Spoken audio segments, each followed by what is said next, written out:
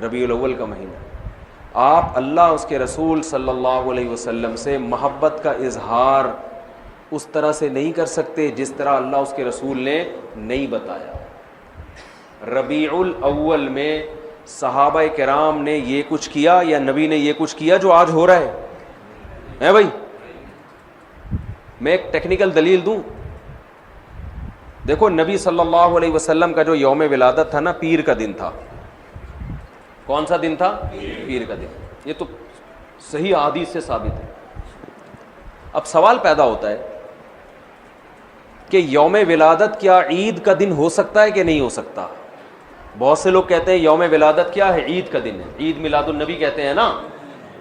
تو ہم اللہ اس کے رسول سے پوچھتے ہیں کہ یا رسول اللہ صلی اللہ علیہ وسلم آپ بتائیے کہ آپ کا ولادت کا دن کیا عید ہو سکتا ہے کہ نہیں ہو سکتا؟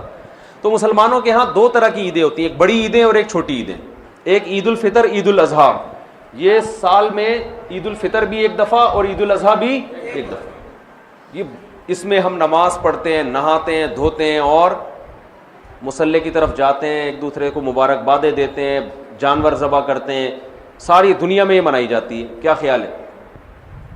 اور ایک ہفتے میں ایک ایسی عید ہے جو ہر ہفتے ریپیٹ ہوتی ہے، جس کو جمعے کا دن کہا جاتا ہے. یہ بھی چھوٹی عید ہے. یہ بھی کیا ہے؟ اس میں بھی کچھ عید کا لک اللہ نے ڈالا ہے.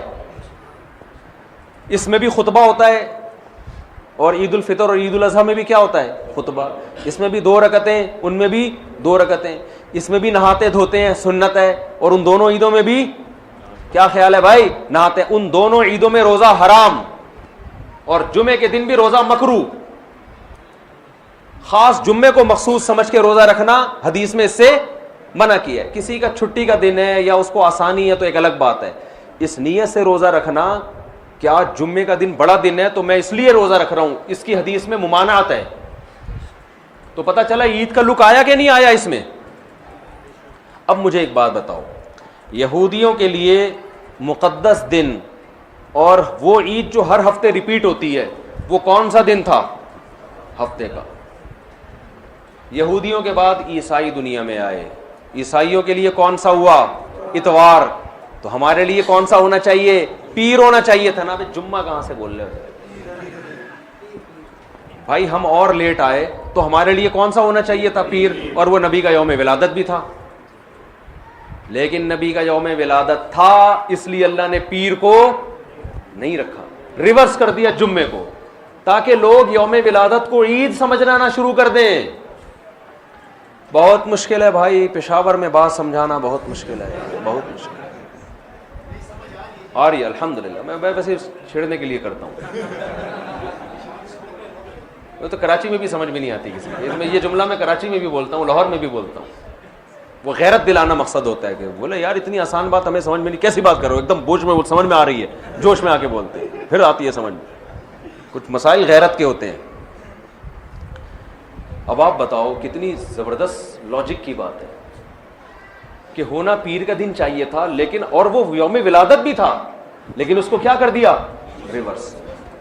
اتنا کافی تھا اس امت کو سمجھانے کے لیے کہ نبی کا یوم ولادت میں عید نہ بنانا، اتنا کافی تھا. لیکن نبی نے ایک اور کام کیا. شاید نبی کو معلوم تھا، اللہ نے بتا دیا تھا کہ یہ امت باز نہیں آئے گی، تو نبی نے ایک اور کام کیا کہ پیر کو آپ نے روزہ رکھا. صحیح بخاری مسلم کی حدیث ہے. صحابہ نے پوچھا آپ روزہ کیوں رکھتے؟ فرمایا میرا یوم ولادت ہے. عید کے دن روزہ رکھنا جائز ہے؟ کیا مطلب؟ روزے کا عید کا جو تھوڑا سا بھی تصور تھا نا یوم ولادت میں، اس تصور کے بالکل کھرچ کے جڑ سے خاتمہ کر دیا کہ روزہ اور خوشی کا دن جمع نہیں ہو سکتے. اور آپ پھر یوم ولادت کو یوم عید کہہ رہے ہو. تو یہ وہ کوشش ہے جو اخپل کوشش ہے، یہ اللہ اس کے رسول کی بتائی ہوئی کوشش نہیں ہے. خوشی میں کھایا جاتا ہے، روزے نہیں رکھے جاتے. ہمارے نبی روزہ رکھے، تبھی آپ دیکھو سعودی عرب میں سب عرب اکثر روزہ رکھتے ہیں پیر کے دن، سنت ہے. ہمارے یہاں رواج نہیں ہے. جمعرات کا بھی رکھتے ہیں، پیر کا